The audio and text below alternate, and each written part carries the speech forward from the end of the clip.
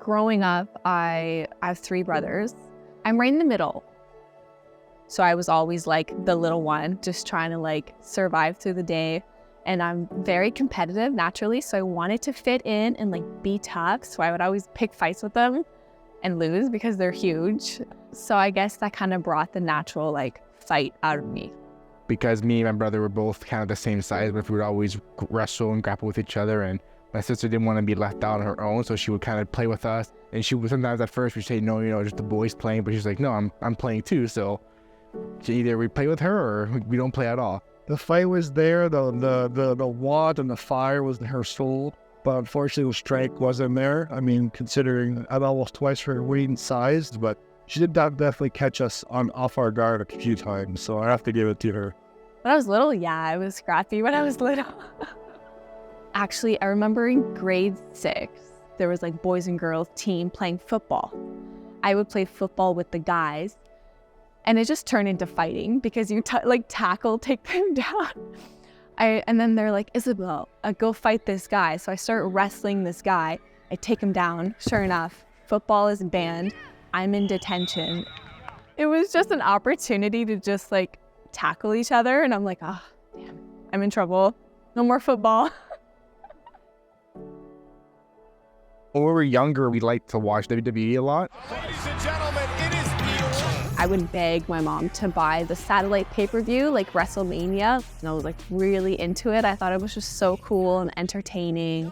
Monday Night Raw and Sunday Night SmackDown, and we'd always get so excited. You'd see all the stars, get the fancy music and the fireworks in the show. You'd just rush. I was a big John Cena fan, like for so long. John Cena forever. I like memorized his walkout song and I had all the merch. You can't see me. We went to London at the Budweiser Center and we watched WWE live. My mom took me on a date. It was so fun. I actually touched his arm, so I was like, oh man, I loved him. She really got into it. She was in love with John Cena. So she would wrestle with the boys at a young age. They always like to try to copy their moves, their finishers and all that. And our mom wouldn't like that. Stop playing in the house, don't wrestle on the couch, but try to imitate what we see on TV and have fun. Till they got a little older, boys got a little stronger. She didn't get as strong as quick, she's a girl, not a boy. So that had to taper off because mom was screaming, you can only handle so much of that, But I think that they had a pretty good childhood growing up so close to, close in age. They played well together most times. But when it could become teenagers, they have different group of friends. So they all got their own life, their own agendas, their own schedules. When I was 16 years old, I was looking for something positive in my life because 13, 14, 15 was really challenging. I was just making the wrong choices and just getting in with the wrong crowd at school, outside of school. So she was just coming out of a terrible teen situation, kind of, sort of, and she had to change social groups. She had to change mindsets. She had to do a lot of changing. I left it up to her to decide what it was going to be, and then she stumbled across this mass Thai boxing gym. It was very expensive.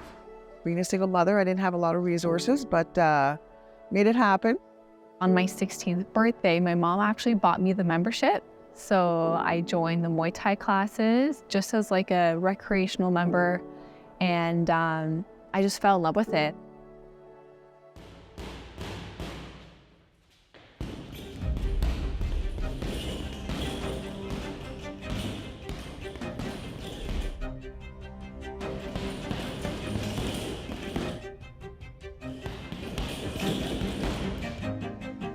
known Isabelle since she was about 16 years old. Isabelle was able to match the intensity level. She was able to work under the kind of pressure that was set. You know, there was a really high bar set for athletes in general, not to mention female athletes, because they were so few and far between at that time. I was like naturally good is what a lot of people say, and I just like really loved it. And the team just took me in, and they just like took care of me. They invited me to do the competition team training like early on. Okay, front rolls, back rolls if you know them. 6 months into training, I got offered to have my first fight. And then 9 months later, I won the North American Championship. So it was like crazy, it just snowballed right away. It just really made sense. And as soon as I hit 16 and started training Muay Thai, it was just, I never looked back, and my life changed forever. I watched her grow from a recreational participant to amateur kickboxing champion, amateur Muay Thai champion. You know, I guess the highlight was 2014 when she led a full team of female fighters in Bangkok, Thailand, and she won the world championship. She went to Thailand for a month during school, and obviously scared it was going to affect her academically, which it didn't. She made up for it. She did well, won the world title, you know. You do that in Bangkok, you've kind of achieved the Stanley Cup of Muay Thai, and that's a pinnacle for most athletes.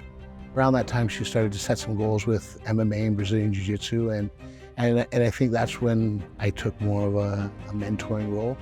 He does the Muay Thai classes here, along with other high-level students that have been under him. It was a few years into my Muay Thai career already. And then I just had the offer to fight MMA amateur in London, Ontario. I think it was like 2016. So I had a month to prepare. I learned my takedown defense really quickly, and I knew enough to get by with the fight and just like take what I know from Muay Thai, turn it into like MMA striking and grappling. And then I was like, wait a second, this is so fun.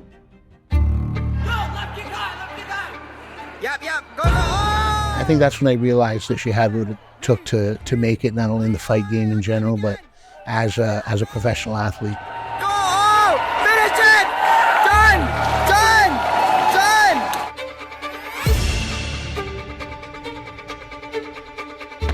She was durable. You know, a lot of athletes can come and they want to fight, but they can't take the day in and day out grind of what we do. So she was the type of athlete that could push her limits every day. Day-to-day training is harder because men are naturally stronger, and a lot of times they're bigger than me, so I have to like train with a bigger partner and just kind of like face those obstacles. I find that it does make me a better person and a better athlete as well, because I'm training with somebody bigger and stronger than me at most times.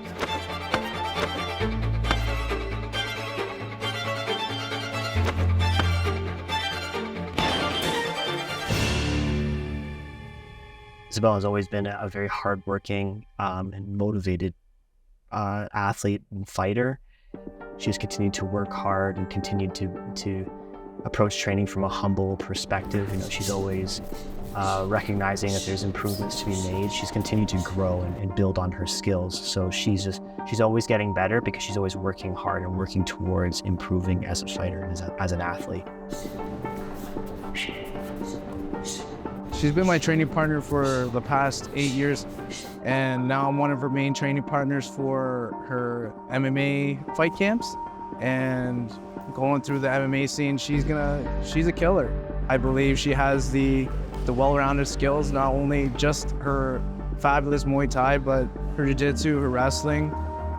She always responded well to the game plan. So athlete by athlete, we would kind of set up a game plan for her to follow, and she would tailor her training, and not to the things that were fun and not to the things that were easy, but the things that she needed to do to be successful against each one of the opponents along her journey.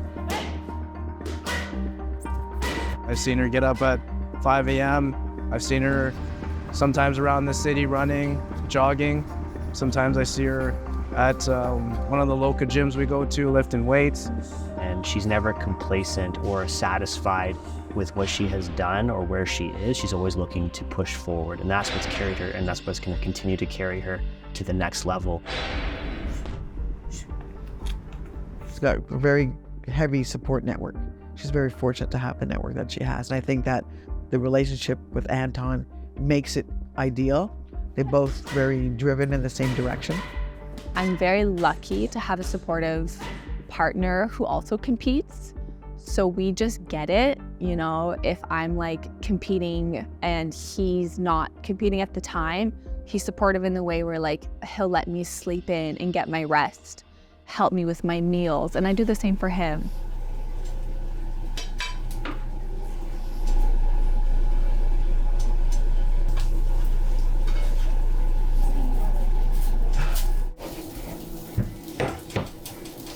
Isabella obviously is chasing a dream to be the best fighter that she can be, and that's a full-time job in itself. And you know, I'm sure most people in her position would put that first and everything else would come second. But Isabella is able to pursue that dream and put as much work as she does into it while also putting her family first. That's the one thing that is so amazing about her, is that I never feel like my daughter and myself are second to her journey as a fighter. Being a mom is challenging because I give this my 110%. So when I go home, I'm exhausted. So I have to do my best to make sure I'm giving some to my daughter and my husband as well, right? So it's challenging. She's the most selfless wife and mother that I could ever ask for. She's so supportive of my dreams and my aspirations and my goals, and she's just the most giving and loving mother I could ever ask for. Isabelle's a great mother. I think she balances professional fighting and being a mother very well. You know, even sometimes she brings Nadia here, and you can see that Nadia is just full of love for her. She's always there for her. I knew she was going to be a good mom just because she's got that passion in her. Not everybody's got the same level of passion. It's evident on her, you know, and she's an amazing mom. One more, okay? You want more? Yeah. Well, we're going to daycare, baby. Me and Anton, like, we love each other, like, to the core. But one thing that I did notice when I was like, after having Nadia and like being at home, and it's like my inner child got like so sad because I never had that where like my two parents loved each other, but she has that. So like my inner child would like hurt a bit.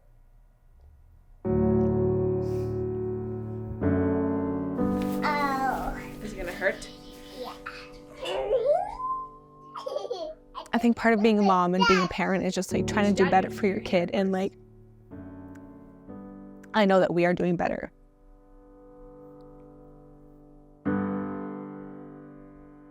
Well, I understand what she's going through, you know, physically, mentally, emotionally, spiritually, I understand.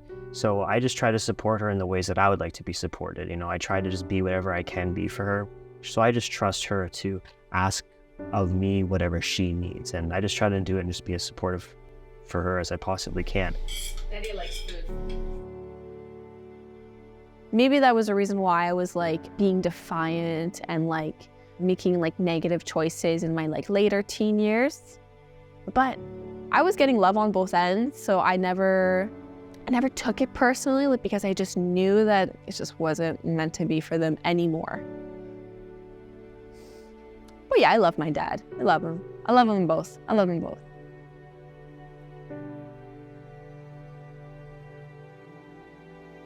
That like forced me to be a better mom, right? It's about like being a better parent and a better person, building that legacy, you know? Like I want her to grow up with like a loving duo at home. Not everybody has that. And like now that she has that, it's like, like this feels so nice. Like when we're at home, like it's love, like, you know? You don't have too much in the tummy for you to be sick.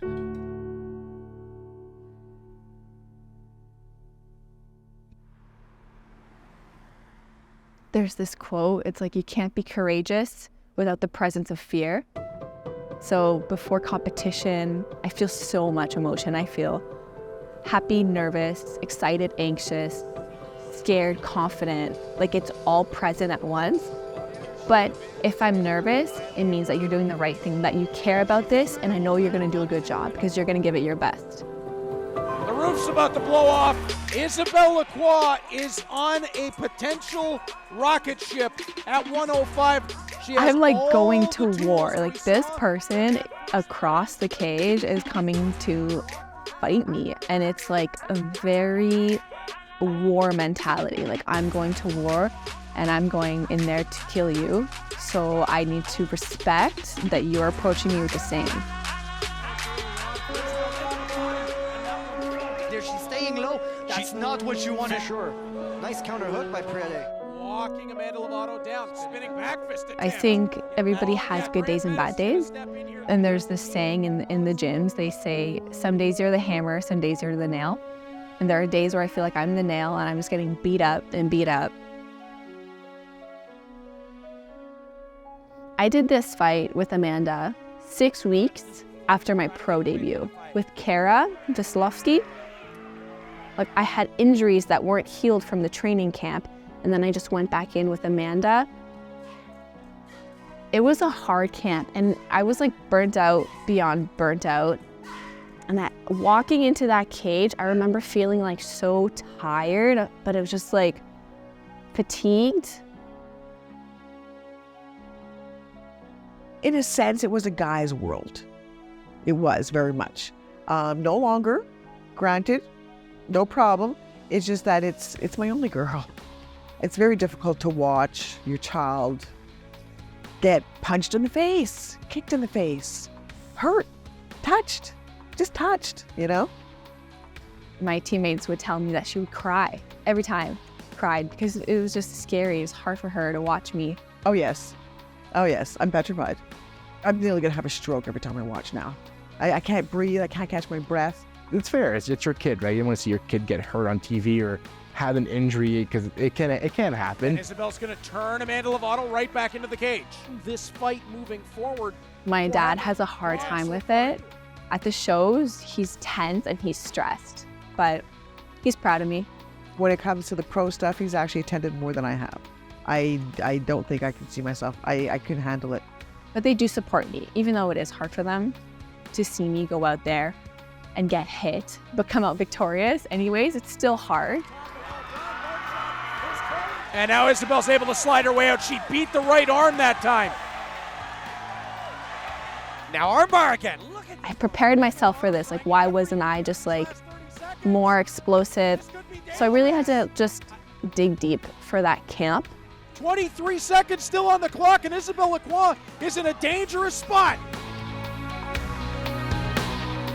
And I was like, listen, like, suck it up, like, toughen up, like, this is happening. You're gonna go out there, you're gonna fight this girl, like, you're just gonna fight and do your best. And I pulled myself out of it in order to perform and win. 10 seconds to go. She had to give it up. She had to give it up. Isabelle Lacroix may be looking for an arm lock. On the plata. Amanda will roll through. Wow, what a finish. Yeah. I'm proud of all my children. No matter whatever choices they make, is if they're happy and they're doing and they're giving it their best, absolutely. Absolutely. I support her. For your winner by unanimous decision, in the red corner, Isabelle Lacroix! She deserves to be where she is right now. And she deserves to have all the success.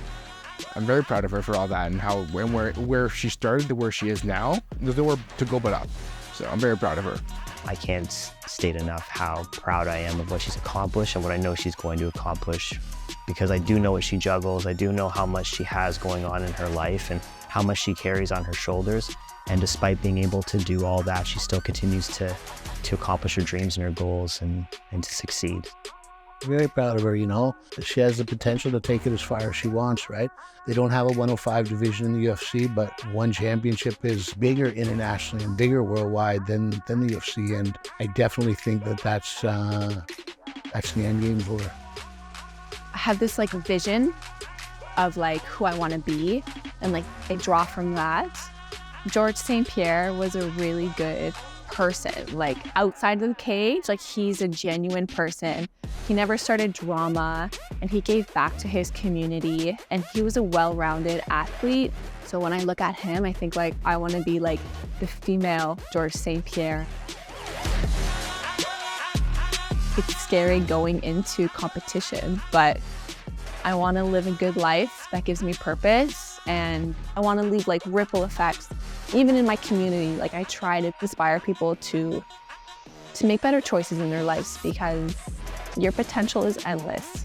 And I want to create this like legacy, this like name for myself and this name for my family.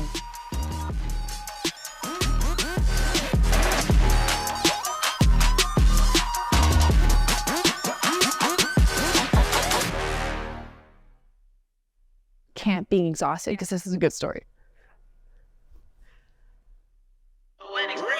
Run it. I can't take no loss. I don't even know what it costs. I hit the ground, then it go off. Yeah, hit the ground, then it go off. Yeah, I can't take no loss. I don't even know what it costs. Yeah, I hit the ground, then it go off. Yeah, hit the ground, then it go off. Yeah, run it. Ooh, I really feel it's my time. Think it's my year. Yeah. I really feel it's my time. Think it's my year. Yeah. I really feel it's my time. Think it's my year. Yeah. I really feel it's my time. Think it's my